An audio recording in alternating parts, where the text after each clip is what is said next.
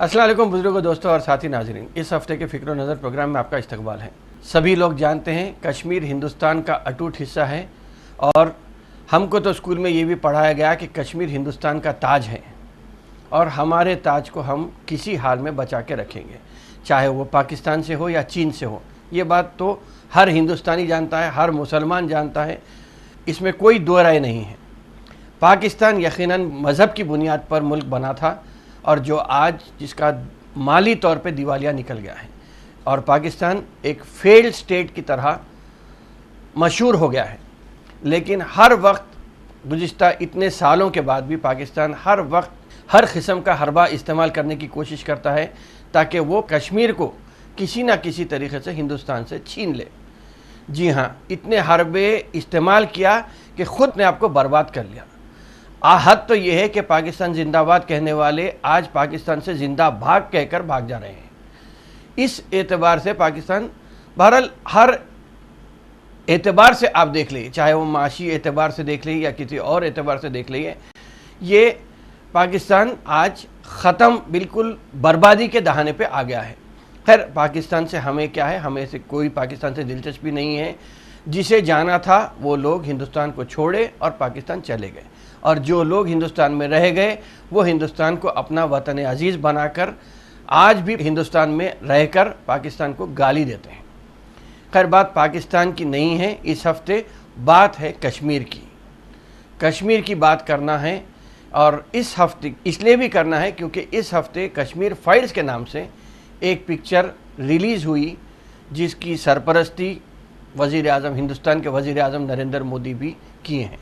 वो बनाने वाली टीम से मिलकर मुबारकबाद भी दिए हैं, इसलिए शायद क्योंकि इस पिक्चर में कश्मीर में होने वाले मजालिम को लेकर कहीं पर भी पाकिस्तान का नाम नहीं लिया गया है, लेकिन ये ज़रूर कहा गया है कि मुसलमान सबसे बड़ा विलन है और कोशिश ये की गई है कि जो तारीख़ के जो अनमिट सबक हैं उसे हज़फ करके मुसलमानों को बहुत ही ज़्यादा जालिम बताया गया है। कश्मीरी मुसलमानों को नहीं, हिंदुस्तान के मुसलमानों को बताने की कोशिश की गई है। 1980s में जब पंडितों पर जुल्म और ज़्यादती हो रही थी तो कई ऐसे हज़ारों पंडित लोग हैं जिसे मुसलमानों ने बचाकर जम्मू तक भी पहुंचाया था, लेकिन ये बात को बिल्कुल ही ख़त्म कर दिया गया है।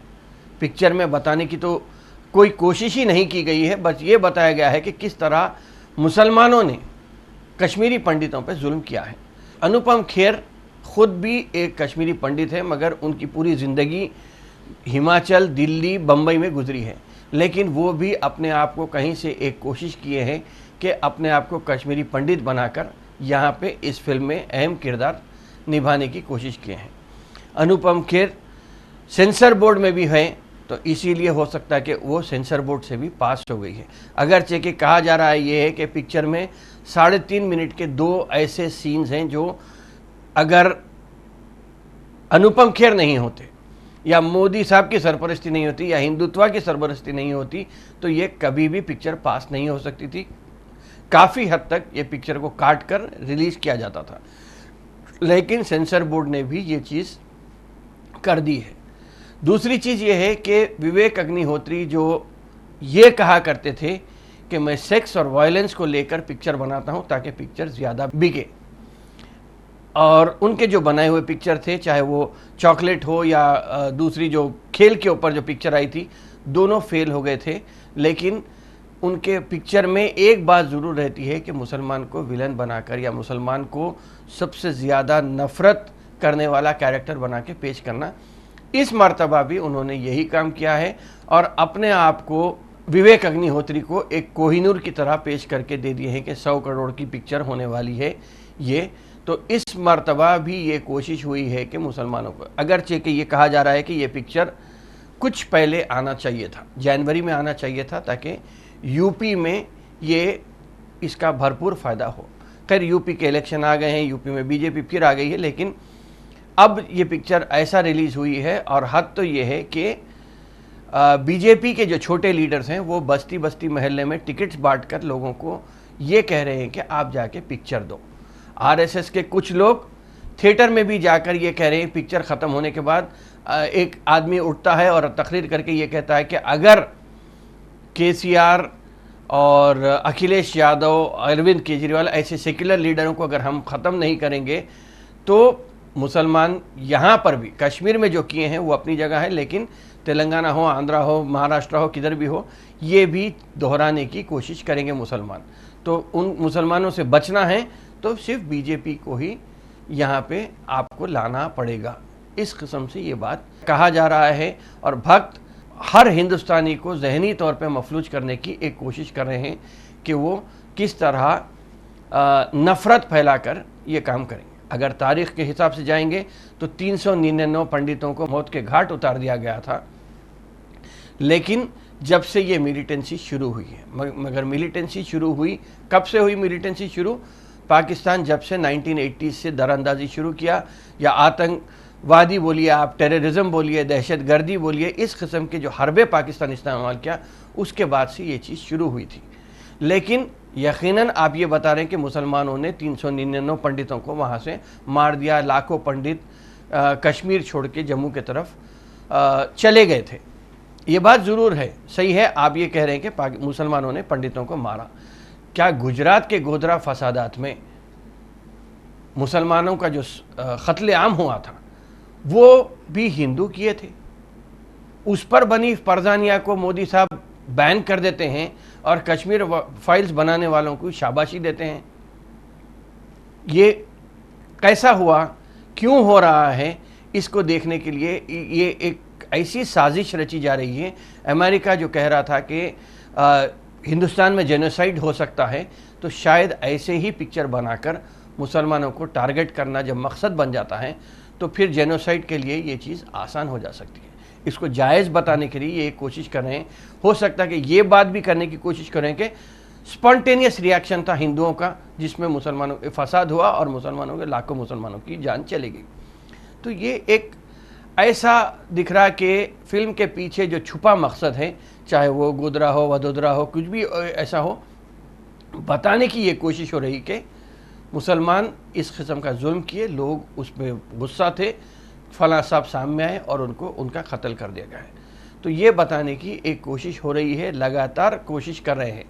लेकिन इससे बचने के लिए अगर देखेंगे तो क्या हो रहा है, क्या करना चाहिए? अगर ऐसे ही हालात हिंदुस्तान भर में, इतना बड़ा मुल्क है, 100 जगह पे अगर दंगे फसाद होते हैं तो क्या हिंदुस्तान की पुलिस, आर्मी, मिलिट्री, इंटेलिजेंस अगर फेल हो गई, बताने की कोशिश हो रही है, और ये 1-2 दिन में लाखों लोगों को मारने की अगर कोई साजिश हो रही है, तो इसका पता तो खैर जो हाकिम लोग हैं उन्हीं को मालूम होना चाहिए कि क्या करना चाह रहे हैं इसमें। अगर ऐसा करें तो मैं ये ज़रूर कहूँगा कि हिंदुस्तान को, चाहे वो बरतानिया के अंग्रेज़ों से हो या पाकिस्तान को अलग करने में हो, इसमें हिंदू भी थे, मुसलमान भी थे, सभी अंग्रेज़ों से छुटकारा भी पा लिए, पाकिस्तान भी बना दिए। जिसको बनाना था पाकिस्तान बना के पाकिस्तान के साथ चले गए वो लोग। मगर जो लोग यहाँ पे रह रहे हैं उनको आप अभी भी अगर पाकिस्तान का हमदर्द समझते हैं तो ये आपकी बहुत बड़ी गलत फहमी है, अगर आप ये सोच समझते हैं। फ्री टिकट्स बांट कर एससी तबके को ख़ास तौर पे इस्तेमाल करने की कोशिश हो रही है, ताकि वो लोग देखकर उन जज्बात के तौर पे जो लोग आगे निकलेंगे तो उससे क्या हो जाएगा।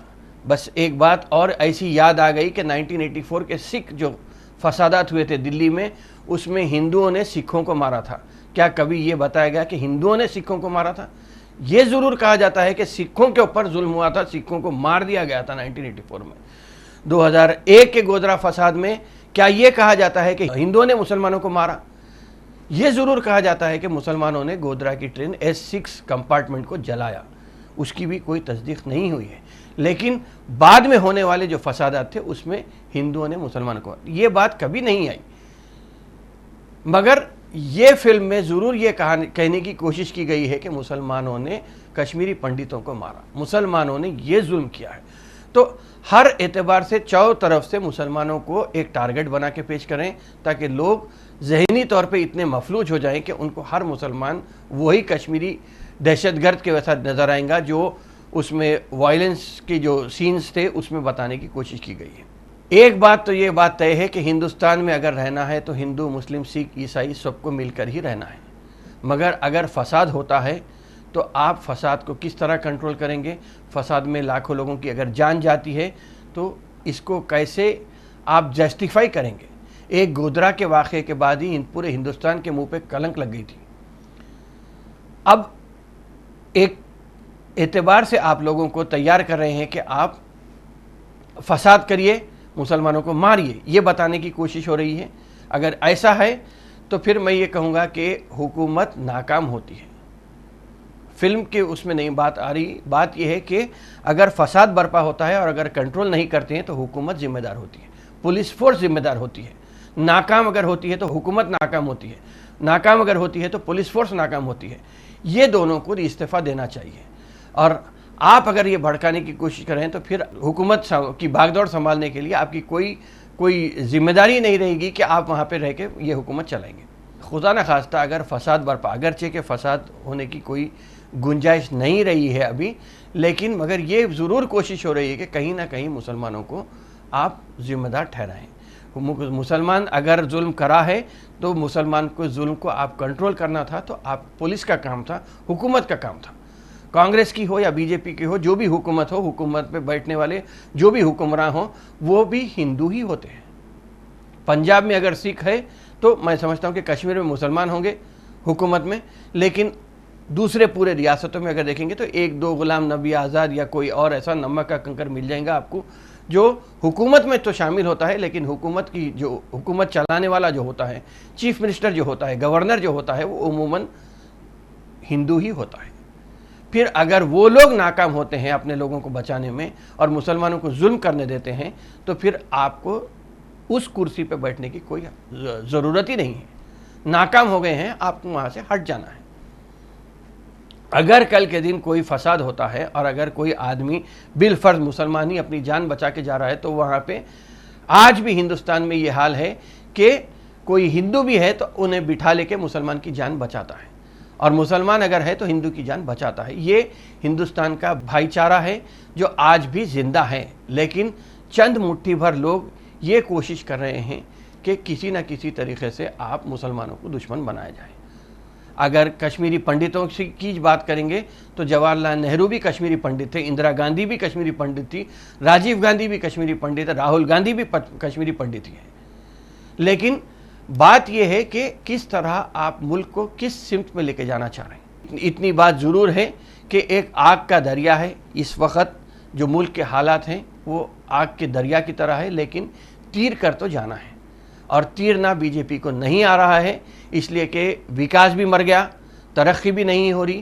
ہر اعتبار سے بہرحال کمیونل ایٹماسفیئر کو پھیلائیے، کبھی آپ گائے کے نام پہ لوگوں کو دہشت میں لائیے، کبھی آپ سی اے این آر سی کے نام پہ لے کے آئیے، لیکن آپ بنیادی مقصد جو بی جے پی کا ہے اب فی الوقت مسلمانوں کو ایک پنچنگ بیگ بنا کے بتانا ہے، تاکہ مسلمان کو دشمن اگر تصور کرتا ہے، عام ہندو، غریب ہندو، معصوم ہندو، ہندوستان کے رہنے والے بیسیکلی جو 99% 97% میں یہ کہوں گا، 3% اگر پولیٹیشین ہیں، 97% جو عوام ہے وہ معصوم ہیں اور جذبات میں آ کے کام کر دیتی ہے۔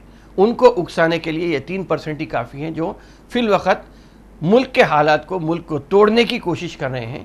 ان پر بھی آپ اگر امریکہ اگر یہ کہتا ہے کہ پوتن پر وار کرمنل کا کیس لگنا چاہیے تو ان کے اوپر بھی کرمنل کانسپریسی کا کیس لگنا چاہیے۔ ایسے لوگوں کو روکنے کے لیے کچھ نہ کچھ سخت اقدامات کرنا چاہیے۔ بہرحال ڈرانے کی تو بہت کوشش ہو رہی ہے مسلمانوں کو، مگر میں یہ کہوں گا کہ ایک چھوٹی مثال یہ دیتے ہوئے اپنی بات کو ختم کروں گا کہ مسلمان یا ہر عام ہندوستانی خطرے سے کھیلنے کا عادی ہو گیا ہے۔ مثال کے طور پہ آپ سیل فون چارجنگ کو لگاتے ہیں، 220 وولٹ کے کرنٹ میں آپ جا کے بغیر کسی ڈر کے پلگ میں فون چارج کو لگا دیتے ہیں۔ اگر بالفرض وہی آپ کو شاک لگا تو آپ کی جان کو خطرہ ہے۔ تو اس قسم کے خطروں سے تو کھیلنے کی عادت ہو گئی ہے، مگر اب جو خطرہ کھیلا جا رہا ہے وہ ملک کو توڑنے کی سازش ہو رہی ہے۔ اس سے بچنے کے لیے کس کو آگے بڑھنا چاہیے؟ سیکولر تو لوگ آج کل سیکولر کے نام کو گالی سمجھ رہے ہیں، لیکن اگر یہ چیز ہندوتوا، بھگوا، ارخانی، آپ جو بھی بولیے، یہ اگر بی جے پی کے ایجنڈے میں شامل ہے RSS کے ایجنڈے میں اگر شامل ہے یا ہندو واہنی کے ایجنڈے میں شامل ہے تو پھر ہندوستان نہیں رہے گا، ہندوستان کے بھی ٹکڑے ہو جائیں گے۔ جو بات کہی جا رہی ہے کہ امریکہ کے ٹکڑے ہو سکتے ہیں یا رشیا کی جنگ کے بعد ایسا یورپ میں بھی پرابلم ہو رہا ہے، تو پھر ہندوستان کے بھی ٹکڑے ہو سکتے ہیں۔ تو ہندوستان کو بچانا اگر ہے تو میں سمجھتا ہوں کہ یہ نفرت کی پالیٹکس کو یا آپس میں جو لڑانے کا جو زہر گھولا جا رہا ہے ایٹماسفیئر میں، ماحول میں، اسے روکنا ضروری ہے، اور اس کے لیے ہر ایک کو کام کرنا چاہیے۔ عام مسلمان کو، جو ذمہ دار مسلمان ہے وہ پریشان ہے، عام مسلمان کے اوپر کوئی اثر نہیں پڑ رہا ہے۔ عام مسلمان آج بھی رات میں تفریح کر رہا ہے، بات چیت کر رہا ہے، پھر رہا ہے چائے کے اوپر، بریانی کے اوپر۔ عام مسلمان کو آپ ڈرانے کی اگر کوشش کر رہے ہیں تو یہ آپ کی ناکام کوشش ہے۔ صرف یہ ہے کہ اگر یہاں پہ بھائی چارے کو پروموٹ نہیں کریں گے تو ہندوستان ترقی نہیں کرے گا، ہندوستان ترقی نہیں کرے گا۔ بھلے ہی آپ کی سیاسی زندگی، آپ کی سیاسی پارٹی زندہ رہے گی، لیکن ہندوستان یہاں پہ مر جائے گا۔ تو اگر ہندوستان کو بچانا ہے تو خدا کے واسطے یہ کمیونل پالیٹکس کو یہاں پہ ختم کیجئے، تو ہی سب کے اچھے دن آئیں گے۔